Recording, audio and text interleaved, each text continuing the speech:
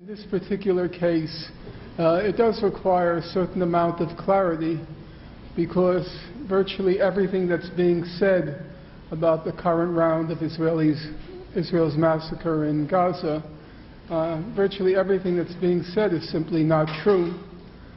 Saying it's not true is just the euphemism for saying it's a lie. And I think it is important to have some clarity on what actually is happening, what triggered it, what's happening now on the ground, and where things are headed. So let me begin with the beginning, namely the context of what's happening. And it's important to get the point of departure right, because we have to know what was the cause and what was the effect. We're told that the cause was the kidnapping and then killing of the 3 Israeli teenagers, and the effect was Israel's harsh reaction in the West Bank. That's the sequence. Virtually every account begins by saying it all started with Israel's, with the abduction and then killing of the 3 Israeli teenagers. But that's flat out false. The only proper context for understanding what happened is it began in April 2014 when Hamas and the Palestinian Authority, or Fatah, they formed a unity government. Well, after they formed the unity government, Prime Minister Netanyahu of Israel, he demanded that the United States and the EU break off relations with this new government because Hamas was a terrorist organization. Surprisingly, the United States and the EU said they would proceed to negotiate to work with the new government and then would decide on a step-by-step basis whether or not to persist in this relationship.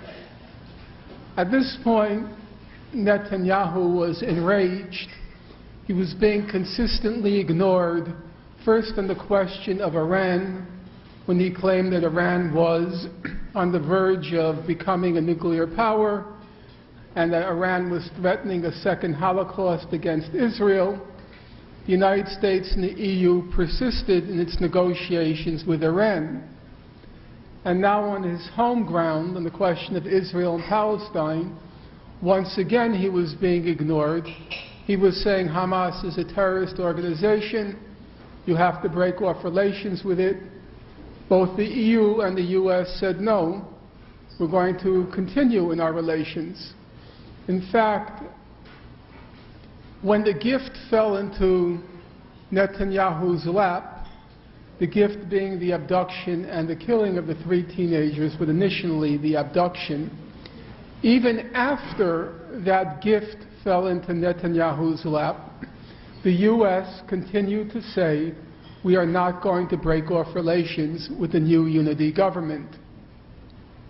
Well, now Netanyahu had a pretext. He knew full well from day one that, number one, the kids were dead, and number 2, Hamas had nothing to do with it. But he saw an opportunity. The opportunity was to exploit the abduction and killing of the 3 Israeli teenagers to do what Israel always does. When Israel wants to break off what Israelis call a peace offensive, these nasty Palestinian peace offensives, because now Hamas had signed on into the unity government, and the unity government had said, we are accepting the EU-US terms for negotiations. The terms were renunciation of violence, recognition of all past agreements, and recognition of the State of Israel. Hamas had joined the new unity government, and then by inference, Hamas was accepting the terms of the EU and the US. So Netanyahu has a big problem on his hands. And as Israel always does, and it's not peculiar to Prime Minister Netanyahu, it's typical of the Israeli government, whenever you have to confront one of these peace offensives, the way you try to deflect the peace offensive is you start pounding and pounding and pounding the presenters of the peace offensive until they react violently. And so now Netanyahu had his pretext, the abduction and killing of the 3 kids. He then started going after Hamas in the West Bank, arrested about 700 Palestinians, I guess about the majority of them being Hamas, ransacking homes, demolishing 2 homes, and carrying on, as it always does at these moments, like a hooligan state, carrying on these rampages until Hamas finally reacts. And when it finally reacts, as it did, as anyone would under those circumstances, what does Netanyahu say? Look, you see, I told you, they're terrorists. You can't negotiate with them.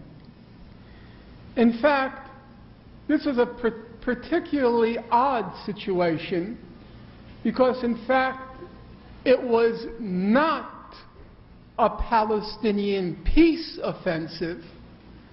Ironically, this was a Palestinian surrender offensive. Prime Minister Abbas of the Palestinian Authority, he accepted all of Secretary of State's conditions for ending the conflict during the negotiations that were carried on what was called the Kerry Initiative, or the Kerry process. Abbas accepted that Israel could annex the major settlement blocks. Abbas accepted the nullification of the right of return. It's perfectly clear from the record, or what's been leaked from the record. He accepted everything. He accepted a defeat.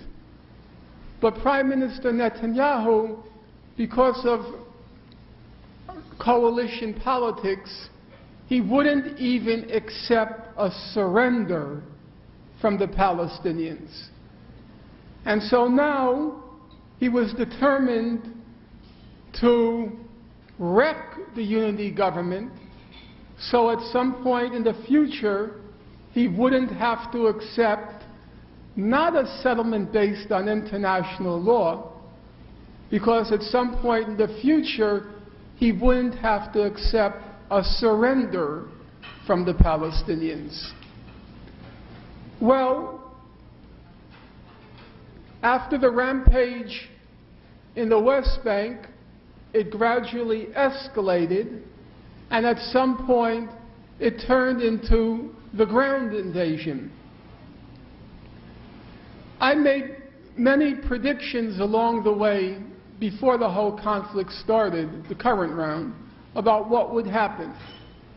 And many people will no doubt recall that one of my predictions was, I thought it was impossible that Israel would be able to repeat what it did during Operation Cast Lead in 2008-9. That the international community had drawn a red line. The red line had a name. It was called the Goldstone Report. Even though the report of Richard Goldstone was eventually ignored, it set up a new standard. The standard was to Israel, no, you can't do that sort of stuff anymore. You went too far. And for a long time, my prediction held up. In November 2012, Israel launched Operation Pillar of Defense. We would call it a lesser massacre in Gaza. But that was a very different attack than 2008-9. For those of you who recall, during Operation Pillar of Defense in 2012, November 2012, they didn't target schools, they didn't target mosques, and the death toll was significantly different. It was about 170 people. Operation Cast Lead, it was 1,400.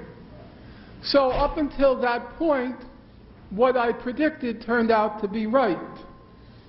However, it's perfectly obvious now that I'm way off base in terms of the new massacre in Gaza. It's more or less on the same magnitude as 2008-9. I know people have said it's much worse. My guess is, I haven't yet seen, the dust hasn't settled, so I don't know what the final reckoning will be. But roughly speaking, it seems pretty much at this point, and we can make perfect comparisons because Operation Cast Lead lasted 22 days, and Operation Protective Edge now, I think it's the 22nd or 23rd day, if I'm correct. Is that right? I think it's 23rd. Yeah, that's what I thought. Operation Cast Lead, it was about 1,400 people killed, about 1,200 were civilians. Now it's probably around 1,200 killed, again about 80% civilians. It's roughly the same. The targeting, not only the targeting of hospitals, the targeting of the same hospitals. Al-Wafa, Al-Shifa, it's the same thing all over again. And now the question is, why was I so off base? And I'm not trying to defend myself, I'm trying to understand the situation, which is what we should try to do in order to enable us to accurately predict where things are heading. Politics can at best be, political analysis can at best be about trajectories, where things are generally headed. But politics itself is about taking advantage of opportunities, being skillful at exploiting the moment. And I mentioned gift number one that fell into Netanyahu's lap, the abduction and killing of the 3 teenagers, and then 2 new gifts fell into Netanyahu's lap. Gift number one was the vampire Tony Blair. Tony Blair, he's a clever politician and a vampire, and the two obviously aren't mutually exclusive. He's also a high-priced call girl, and those 3 are not mutually exclusive. Tony Blair, he dreamt up something clever. He said, let's come up with a ceasefire proposal which Hamas has to reject. And he comes up with this proposal. He hands it to that monstrosity, President Sisi. It's now called the Egyptian Initiative. And the initiative was quite clever. We're going to have a ceasefire, he said.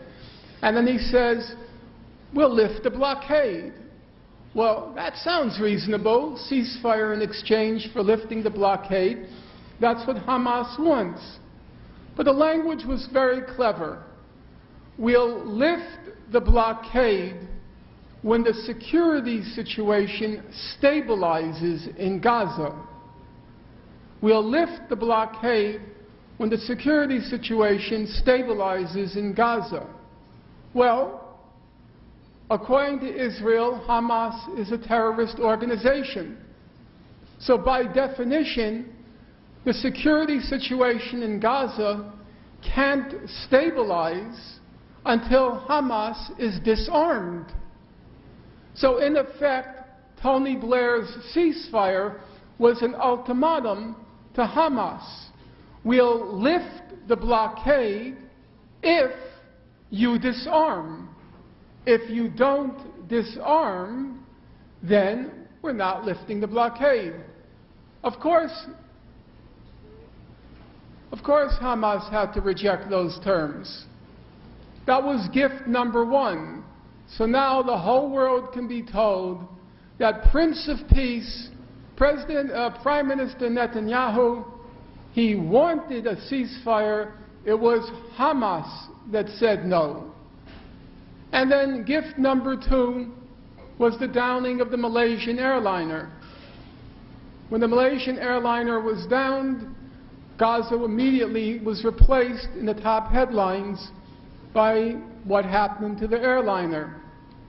And as I said, Netanyahu, he's not genius, but he's obviously a competent politician. And it was perfectly obvious what was going to happen then. In 1989, there was the First Intifada.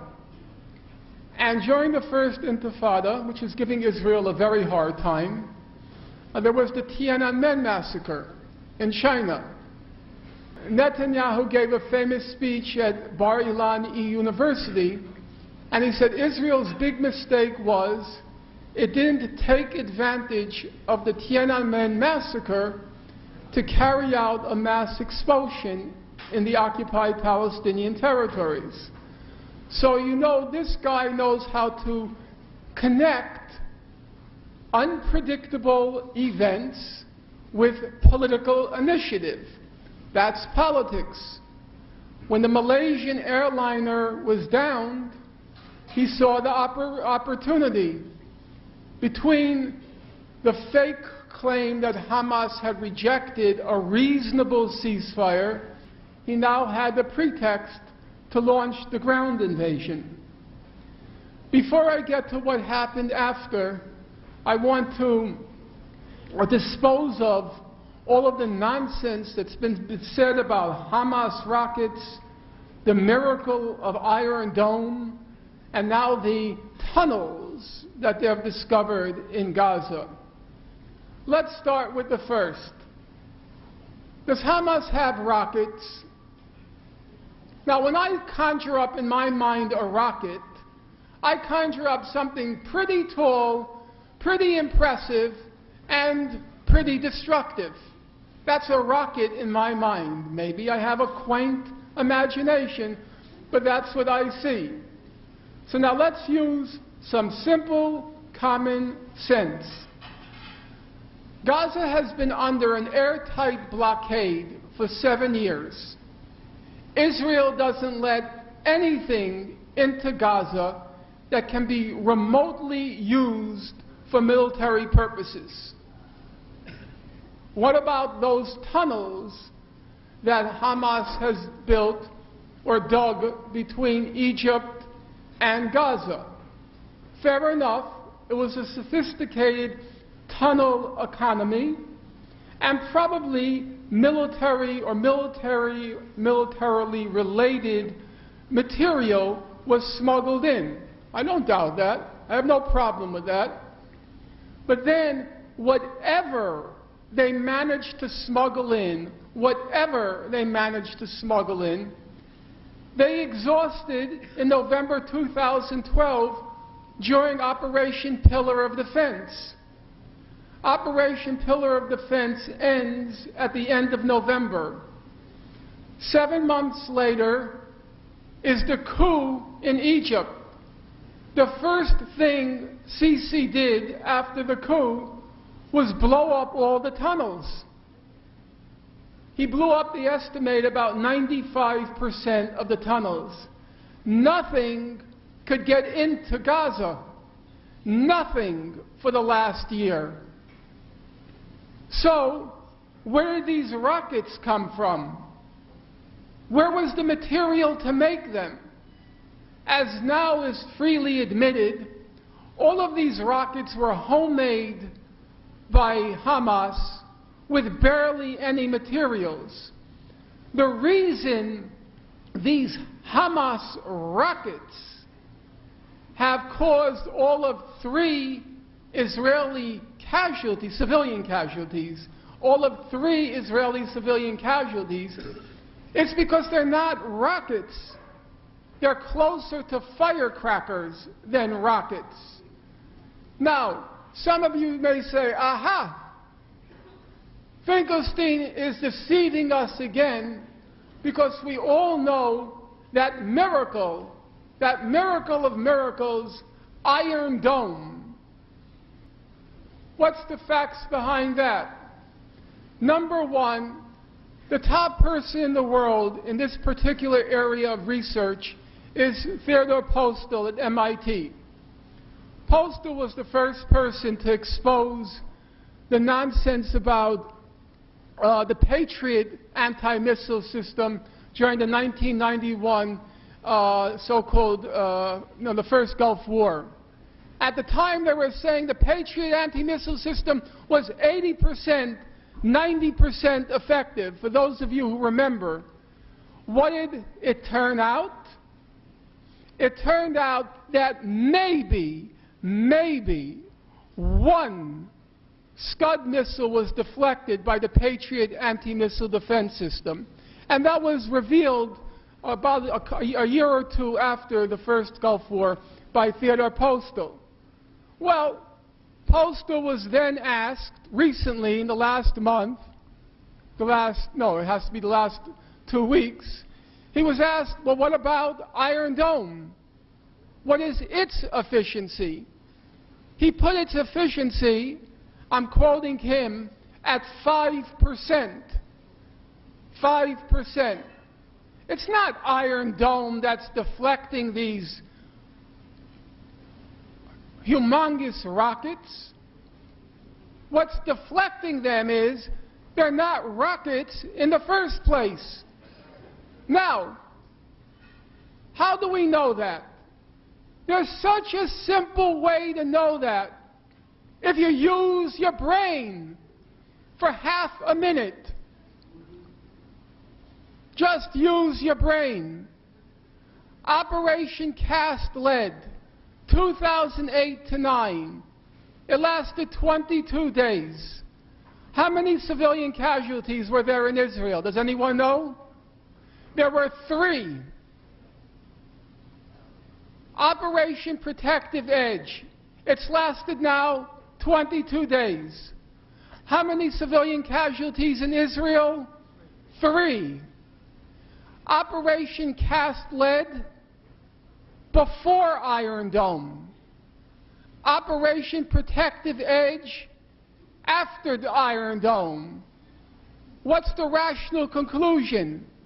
Iron Dome did zilch. That's the rational conclusion. In fact, the rockets now being used by Hamas are much more primitive than the ones they used in 2008-9, because at that point they had managed to smuggle something in. Now it's nothing. Well, now Mr. Netanyahu has a problem. He boasted so much about the efficiency of Iron Dome, this miracle of miracles.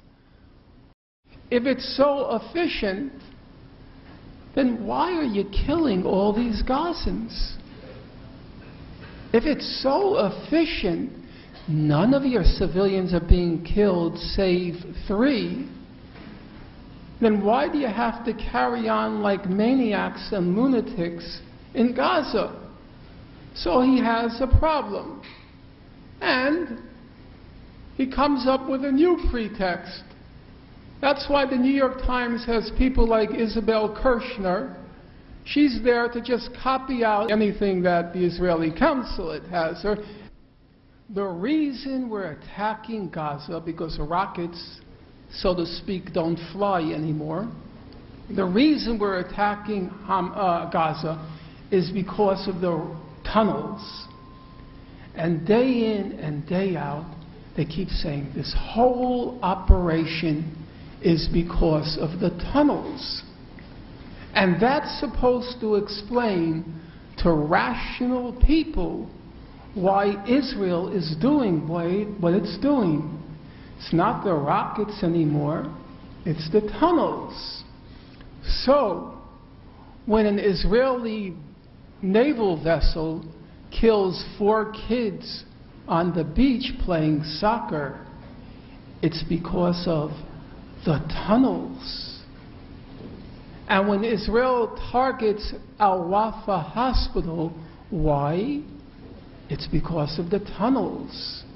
Even though nobody even claimed there were tunnels underneath the hospital. And when Israel targeted Al-Shifa Hospital and also targeted the playground nearby, well, it's obvious why they did that.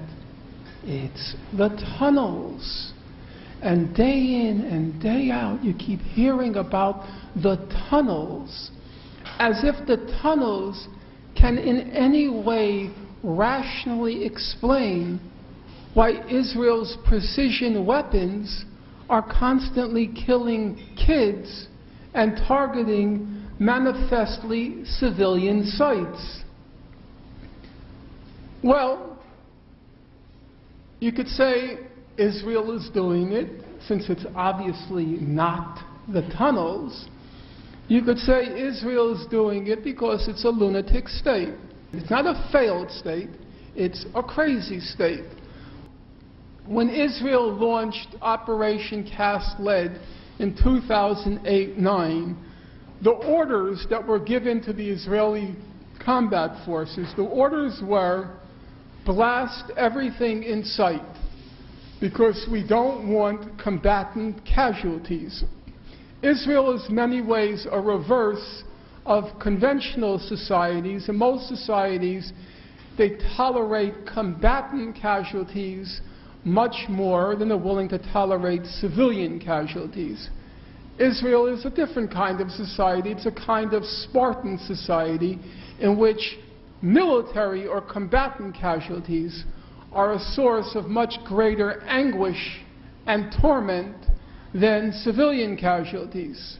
So the first rule is combatants aren't supposed to get killed. And so in Operation Cast Lead in 2008-9, if you read the orders that were given, a lot of it was published, it was if you see a building in the distance, you don't ask any questions. You demolish everything in sight, so there will be nobody to even take a sniper shot at you. And that can explain some of what Israel has been doing now. So in Shujaya, the biggest massacre to date, in Shujaya, it was freely admitted. They said, we leveled the place because if we had to go in street by street fighting with the Hamas militants, we would have had to absorb a large number of combatant casualties, and so they wiped the whole place out. It wasn't only because of that. The other reason was the day before, 7 Israeli soldiers had been killed, and it became a kind of revenge operation that partly explained it. But that's not the larger part of the explanation, because contrary to what you might conceive, there hasn't been a ground invasion. It's not true. There has been an occupation a couple of miles into the border. There was and is a fear that if they were to conduct a real ground invasion deep into Gaza, they are, because they still might, but at this point, there's the fear that they will suffer some significant combat losses. And so they're holding back. They're still at the border. So, if they're still at the border, and it's not to protect combatants, why are they doing it? Why have they seemingly gone mad? And there the reason has been completely acknowledged by Israelis if you read it. Number one, it won't surprise anyone in this room, they're hoping that a terror bombing will bring Palestinian Gazans to their knees. They're hoping that you'll destroy everything in sight, there's a humanitarian ceasefire, the people come out, they see there is nothing, and then they say, then let's have a ceasefire and let's end it, because the devastation is so terrible. And the longer-term goal is, they hope that with all the death and destruction, people will eventually blame Hamas for what happened and will then seek to unseat Hamas. And in fact, that was the calculation during Operation Cast Lead as well. And there was some truth to it. The people of Gaza stood behind the resistance in 2008-9, but then a significant element of alienation entered when the people of Gaza asked themselves, for what? All of this death, Israel left behind 600,000 tons of rubble after Operation Cast Lead. All of the death, all of the destruction, the blockade was still there. So there was a feeling of Hamas got us into a mess. I don't think that's accurate, but that's what Israel's hoping will again happen this time. That's the purpose behind the terror bombing. And we should be clear about one point. There should be no doubt on one critical point. A couple of days ago, I got so I couldn't take it anymore. 20 days in front of the computer watching this thing unfold, 24 hours a day, 7 days a week, you begin to go mad. And my friend Sarah Roy, some of you may know her from Harvard, who lived in Gaza, knows the people and has a heart. She's a very decent human being. She sent an email to me, not to me personally, to her people, describing the attack on the playground, another kid just blown to fragments. And Sarah's a very smart person, and she's an elegant person. She's a distinguished scholar, comes from a impressive family. Her mother was a survivor of Auschwitz. And then the last line in the email said, "I want to vomit. I want to vomit." And that just struck a chord with me. No fancy language, no rhetorical curlicues. I want to vomit. By the way, Israel's carrying on in Gaza. So I decided it was time to do something. I can't justify in my own mind just sitting in front of a computer. So I decided, okay, let's organize some sitting, get arrested. I don't know what I'll do, but I want to do something. And so I said, let's do it in front of the Israeli consulate, Israeli mission to the UN.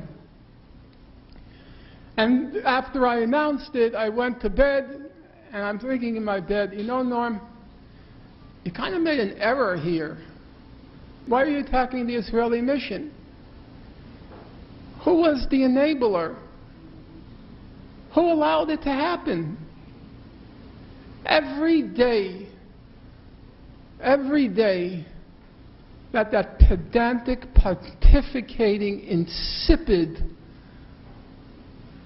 president, every day, no, it's a fact. Let's not kid ourselves. Every single day that man came out and said, Israel has the right to defend itself, each time he said it, he was giving Israel the green light to continue the massacre. That's a fact. Were it not for him, that could not have happened. And it's a very odd thing. There are people here, not many, but there are people here whose memories go back to 1982, the Israeli massacre in Lebanon then. How many people remember it? Raise your hand. Okay, some. It's a very strange thing, but facts are facts, and we have to acknowledge them. During the Israeli massacre in Lebanon in 1982, and that was quite a shindig, Israel killed between 15 and 20,000 Palestinian and Lebanese, overwhelmingly civilians, in those 3.5 months. But during the massacre, at one point, President Reagan, that brain-dead monster, President Reagan, at one point, he had this picture of a child. How many people remember? A child who was a victim of the Israeli attack in Lebanon. And he took the picture of the child who had been severely targeted, severely burnt, and put it on his desk. And then the Prime Minister at the time, Menachem Begin, he was going to prove that child was not targeted by Israel. And so a kind of little war of images, whatever you want to call it, in the stupid postmodern language, a war of narratives, whatever that means, went on between Prime Minister Begin and President Reagan. But the fact of the matter is, if we want to be truthful to ourselves, Ronald Reagan showed more heart than Barack Obama to what's happening in Gaza. Well, how is it going to end? There is an end game, and right now there are two contending parties. Hamas's position is clear. We want a ceasefire and the lifting of the blockade. The Israeli-American EU position is also clear. They want ceasefire, lifting the blockade, and disarming Hamas. And that's where we now stand. It's a kind of stalemate. And so, the most important thing at this point is to prepare for that kind of public battle. So let's ask the obvious questions. Number one, must Hamas be disarmed? So, Netanyahu shows the world Hamas, terrorist organization, look what it did, look how horrible it is, and so everybody nods their head in agreement, of course. As one condition for ending the hostilities, Hamas has to be disarmed. But there's one problem with that narrative. I hate that word. As if there is a Nazi narrative of the Holocaust and a Jewish narrative. It's so stupid. Who started the hostilities? In 2008-9, in Operation Cast Lead, there was a ceasefire in June. If you look even at the Israeli Terrorism Center publications, I'm quoting it now, they said, quote, Hamas was careful to respect the ceasefire. How did the ceasefire end? Everybody knows on November 4th, Election Day in the United States, when attention was riveted to the U.S. presidential election with Barack Obama, the Israelis, who, as I said, are very competent in taking advantage of gifts, on November 4th, 2008, Israel invaded Gaza, killed 6 Palestinian militants from Hamas, and that's when the whole thing started to fall apart. It was Israel that broke the ceasefire. That ceasefire agreement said in in June 2008, that ceasefire said the blockade was supposed to be lifted. Was it lifted? No, Israel tightened the blockade. So, in the first massacre, who initiated the conflict? Israel broke the ceasefire. Israel didn't abide by the conditions of the ceasefire. So, a rational person concludes it's Israel that should be disarmed. It broke the ceasefire. It violated the conditions of the ceasefire. 2012 November, it ends with a ceasefire agreement. Ceasefire agreement says the blockade of Gaza is supposed to be lifted. Was the blockade of Gaza lifted? No, in fact it was tightened, because beyond the blockade, then all the tunnels were blown up, and it was worse. In the last round, who broke the ceasefire? There was virtually no rocket attacks coming from Gaza after the 2012 ceasefire agreement. It all began to escalate when Netanyahu tried to provoke a Hamas reaction to break up the unity government. So, rationally speaking, if any side is supposed to disarm, it should be Israel that should be disarmed. What does international law say? The law is so clear. There have been enough textbooks written in international law on the topic to fill this room. The law is, under international law, a people struggling for self-determination has the right to use armed force to achieve its end. That's the law. Some people say the law is neutral. Okay, fair. You can make that argument. People like James Crawford at Oxford. Okay, fair enough.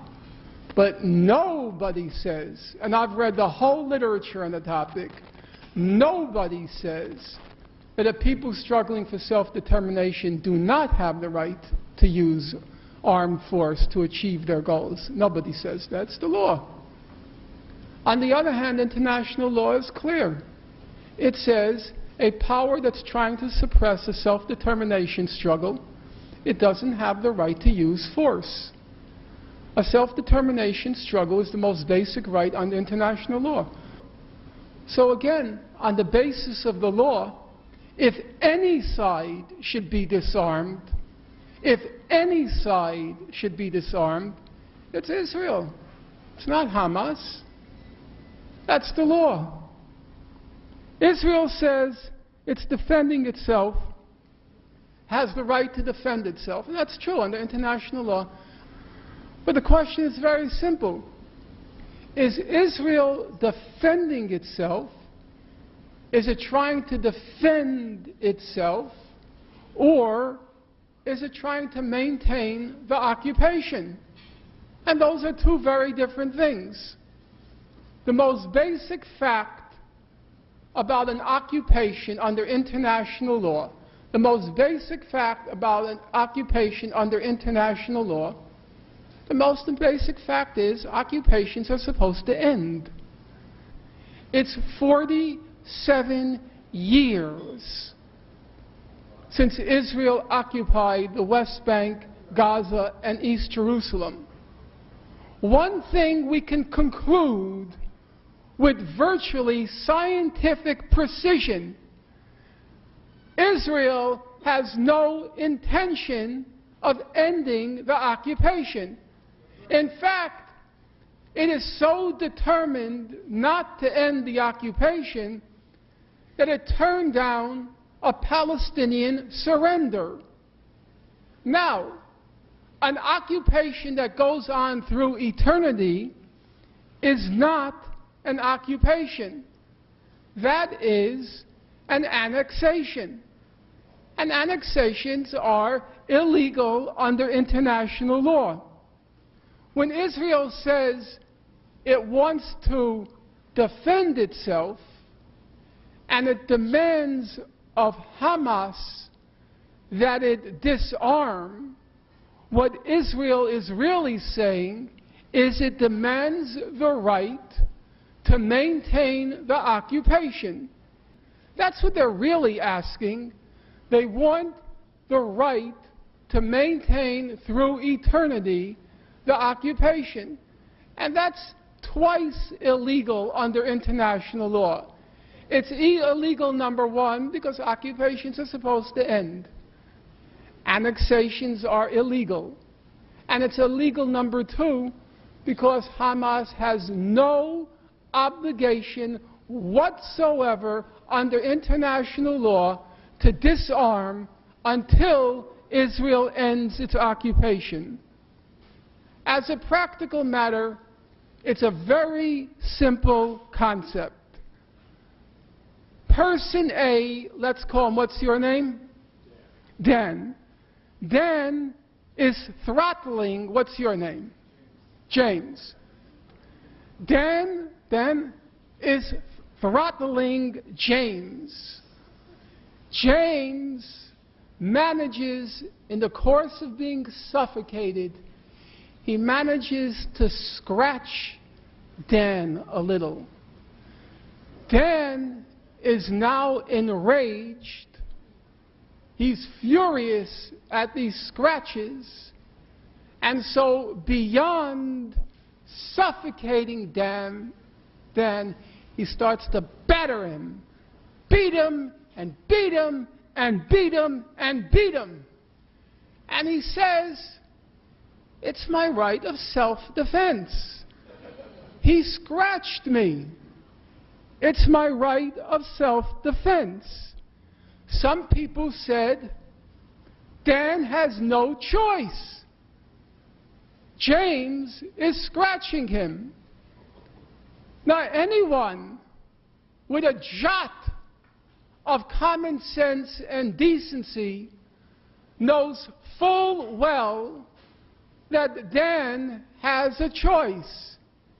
If he doesn't want James to scratch him, all he has to do is to stop suffocating James. If Israel does not want to be the subject of occasional scratches, which is all that these rocket attacks come to, so-called rocket attacks, it has a very simple option. It could stop suffocating the Palestinians. It can pack up its bags, return to its state, its country, its borders under international law, and it can finally let the Palestinians live in peace. Thank you.